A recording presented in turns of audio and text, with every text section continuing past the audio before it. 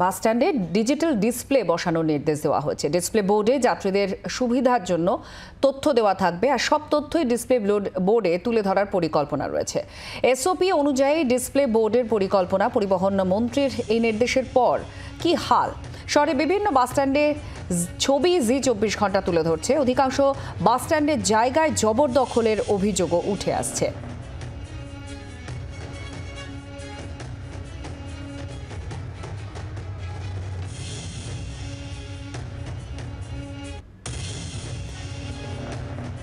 Digital display বসানোর নির্দেশ দেওয়া হয়েছে। পরিবহন দফতর এই নির্দেশ দিয়েছে। বাস স্ট্যান্ডে ডিজিটাল ডিসপ্লেতে তথ্য উঠবে, যাত্রীদের সুবিধার জন্য এই সমস্ত তথ্য দেওয়া হবে। সব তথ্য তুলে ধরারই পরিকল্পনা রয়েছে। বিভিন্ন বাস স্ট্যান্ড শহরের সেই সমস্ত জায়গায় জি24 ঘন্টা যাচ্ছে এবং সেখানকার কি স্থিতি, যে নির্দেশ এসেছে পরিবহন দপ্তরের তরফ থেকে, সেই নির্দেশ অনুযায়ী কি বাস্তবায়ন দেখা যাচ্ছে আমরা সেটা একটু দেখার চেষ্টা করছি। অয়ন ঘোষাল মৌলালি থেকে এই মুহূর্তে আমাদের সঙ্গে রয়েছেন, আমরা কথা বলবো। অয়ন, মৌলালি অত্যন্ত একটা গুরুত্বপূর্ণ জাংশন, শিয়ালদার কাছেই বাস ধরার একটা জায়গা। সেই বাস স্ট্যান্ডের ছবিটা প্রথমত দেখতে চাইবো, প্রথম কথা, কারণ সেখানে অনেক লোকজন আমরা দেখি যারা বাস স্ট্যান্ডে দাঁড়াতে পারেন না বাস ধরতে গিয়ে। আর দ্বিতীয়ত দেখবো যে ডিসপ্লে বোর্ড যেটা বলা হয়েছে সেটার কি অবস্থা রয়েছে।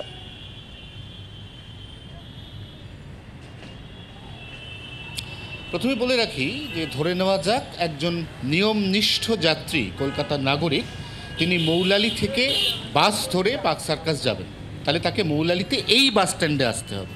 এখন প্রশ্ন, এই যে মৌলালি ক্রসিং লেখা বাস স্ট্যান্ড, এই বাস স্ট্যান্ডে কি আদৌ কারুর দাঁড়িয়ে বাস ধরার মতো পরিবেশ আছে? একটু চারপাশটা দেখাই, ক্যামেরা বন্ধু দীপ বরঞ্চ ক্যামেরাটা ঘুরিয়ে দেখাক যে এই মৌলালি বাস স্ট্যান্ডের এই মুহূর্তের কি অবস্থা। এখানে তো রীতিমতো ভবঘুরের সংসার।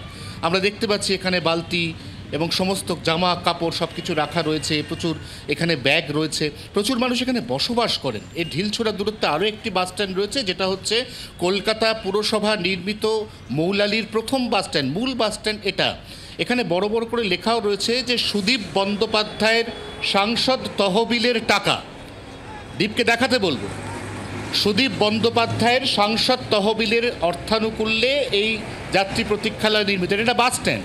এখন প্রশ্ন, এই বাস স্ট্যান্ডের ছবিটা কীরকম?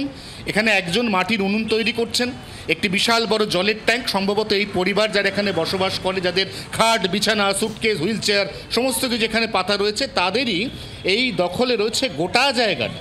আর যারা বাস ধরতে চান, যারা বাস ধরার জন্য প্রত্যাশী যাত্রী, তারা কোথায় দাঁড়াচ্ছেন? তারা দাঁড়াচ্ছেন ওই দূরে মৌলালি মোড়। এই মৌলালি মোড়ে এখানে আমরা প্রচুর মানুষের জটলা দেখতে পাচ্ছি, যারা বাস ধরার জন্য এখানে অপেক্ষমান।